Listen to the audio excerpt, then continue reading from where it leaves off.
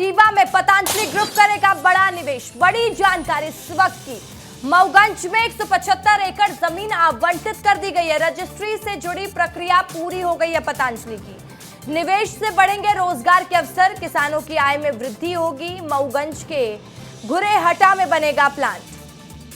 तो पतंजलि अब अपना प्लांट स्थापित करेगी। देखिए, आचार्य बालकृष्ण जो कि प्रबंधक है पतंजलि के, उन्होंने इस पर बयान दिया है। साथ ही डेप्यूटी सीएम राजेंद्र शुक्ला का भी बयान इस पर सामने आया है कि किस तरीके से रीवा में रोजगार के अवसर बनेंगे और प्लांट स्थापित किया जाएगा। सुन लीजिए क्या कहा उन लोगों ने इसको लेकर।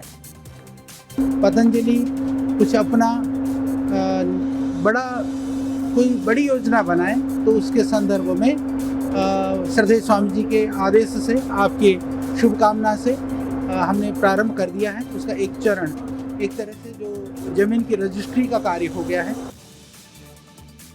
यदि पतंजलि ग्रुप का फूड पार्क यहाँ पे आ जाए तो निश्चित रूप से 1000-1500 करोड़ का इन्वेस्टमेंट भी होता है और किसानों को इससे बहुत लाभ होता है। और किसानों को अपने फसल कौन सा उगाएं जिसका सीधे एक अच्छा दाम मिल सके, इसके लिए जहाँ पर फूड पार्क होते हैं वहाँ पर किसानों की समृद्धि बढ़ती है। इसलिए पतंजलि चूँकि अब देश में फूड पार्क के क्षेत्र में सबसे बड़ा ग्रुप है, तो इसलिए हमने 11-12 में ही बाबा रामदेव जी से और आचार्य बालकृष्ण जी के साथ बैठक की थी। और देखिए, विवेक तिवारी मेरे सहयोगी इस खबर पर ज्यादा जानकारी के साथ सीधा लाइव जुड़ गए। विवेक, देखिए लगातार रीवा में नए नए निवेश किए जा रहे हैं। एक और बड़ा निवेश होने जा रहा है। पतंजलि का प्लांट स्थापित होगा, लोगों को रोजगार के अवसर भी मिलेंगे।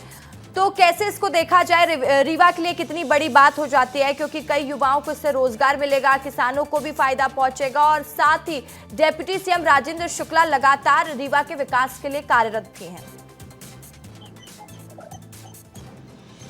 बिल्कुल रसिका, क्योंकि जैसा आपने कहा कि रीवा के लिए एक बड़ा निवेश कहा जा सकता है, जिसका अनुबंध भी पूरी तरह तैयार हो चुका है। जिस तरह पतंजलि ग्रुप रीवा और मऊगंज जिले में अपना निवेश कर रही है, आचार्य बालकृष्ण ने बताया कि 500 करोड़ रुपए से इसकी शुरुआत होगी, जो लगभग 1000 करोड़ रुपए तक जा सकता है। इससे जिस तरह आपने कहा कि रोजगार के अवसर, सबसे बड़ी बात जो फोकस किया जा रहा है, आचार्य बालकृष्ण और उप मुख्यमंत्री राजेंद्र शुक्ल ने भी इस बात पर फोकस करते हुए कहा है कि इससे विंध्य क्षेत्र में युवाओं को नए रोजगार के अवसर तो मिलेंगे, साथ ही विंध्य क्षेत्र का औद्योगिक विकास होगा। और साथ ही साथ बालकृष्ण ने यह भी कहा कि जो यहाँ पे रॉ मटेरियल है वो स्थानीय किसानों से लिए जाएंगे और इससे किसानों की आय में भी वृद्धि होगी। तो ये बड़ा निवेश, जिस तरह रीवा में पिछले साल इंडस्ट्रियल कॉन्क्लेव का आयोजन किया गया था अक्टूबर के समय में, तब ये निवेश का अनुबंध किया गया था और वो अनुबंध अब पूरा हो गया है। और विंध्य क्षेत्र के लिए बड़ी उपलब्धि इसलिए भी कही जा सकती है कि विंध्य क्षेत्र हमेशा से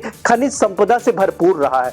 आचार्य बालकृष्ण ने कहा कि यहाँ पे जो रॉ मटेरियल है वो हमें आसानी से उपलब्ध हो गए, इसलिए 175 एकड़ जमीन की रजिस्ट्री हो गई है और लगभग 400 एकड़ में यह पूरा फूड पार्क और इसके अलावा शिक्षण संस्थान भी खोले जाने हैं, जिसमें पतंजलि के साथ साथ जो संस्थान है, इसके अलावा जो बिल्कुल, और ये रीवा के लिए बड़ी बात भी हो जाती है। उस लिहाज से तमाम जानकारी के लिए बहुत शुक्रिया विवेक आपका।